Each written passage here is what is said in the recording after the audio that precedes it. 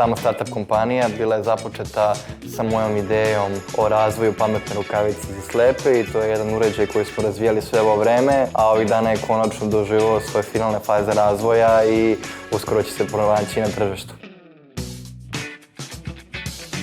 Kada sam ja započeo ovaj projekat, ja sam bio u srednjoj školi. Dakle, dosta mlađi nego bilo koji drugi pokretač startup kompanija. Ja sam imao 17 godina i bio sam jedan klinac iz srednje tehničke škole Nikola Tesla koji se bavio programiranjem, voleo elektroniku, dosta toga i van nastave učio, isprobavao i neko sam uvek imao tu želju da isprobavam kako stvari rade. Jednostavno da napravim nešto novo.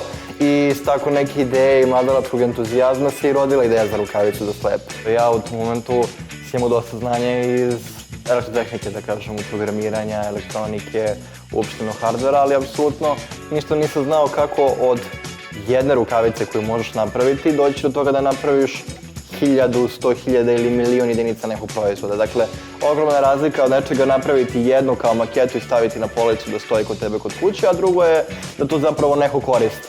A potpuno treće je da to koristi veliki broj ljudi.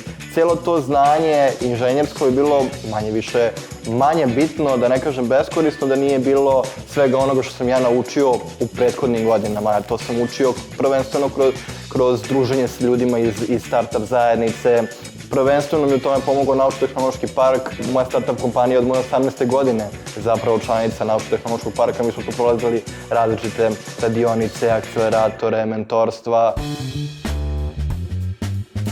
Sama poenta rukavice za slepe je da pomogne slepima u lakšem obavljanju svakodnevnih aktivnosti. Dakle, da im pomogne u orijentaciji, tako što meri udaljenost u odnosu na predmete i vraća vibracioni feedback shodno tome koliko je neki predmet daleko. Šta to zapravo znači? Da ako ste bliži nekom predmetu koji je rukavica uperena, rukavica će sve više vibrirati. Ako ste dalji, rukavica sve slabe vibrira i tako, ako ste slepa osoba, možete tako reći mapirati prostor u kojem se krećete. Nešto slično radaru. Pored toga imamo opcije za prepoznavanje novčanica, boja, izgovaranje datuma i sata, panic button da ukoliko se izgube pošalju svoju lokaciju. Dakle, preko 10 funkcija na klik samo jednog dugmeta. Svaki korak koji smo novi napravili u razvoju morali smo da verifikujemo slepim osobama. Prvi osnovni korak bio je dokazivanje koncepta, odnosno čak ona prva rukavica koju smo napravili od HTZ opreme i od elektronike koju smo mogli naći najobičnije i uvezu iz Kine. Mi smo dokazali taj koncept i zapravo doživjeli veliki uspeh jer su naši korisnici bili zadovoljni. Kao što svaki startup boji, da li ono što on pravi zapravo ima smisla i da li će naći put do korisnika. Naši korisnici su prezadovoljni, u smislu da svi svakog dana jedva čekaju da konačno dobiju rukavice. Zašto kažem da dobiju? Zato što se mi svakodnevno borimo da slepa osoba kao krajnji korisnik ne plaća ništa, odnosno da rukavice dobija besplatno.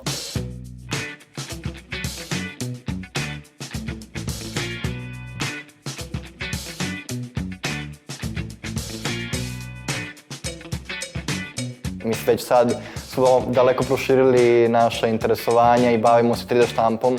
Imamo farmu od 20-30 štampača, bavimo se razvojem softvera, hardvera, elektronike, industrijskog dizajna. Pa zapravo došli smo do tog momenta koji sam ja uvek želao, to je da ako neko dođe kod nas sa idejom, za 7 dana može da ima to što je zamislio u ruci i da vidi da li to ima smisla ili ne.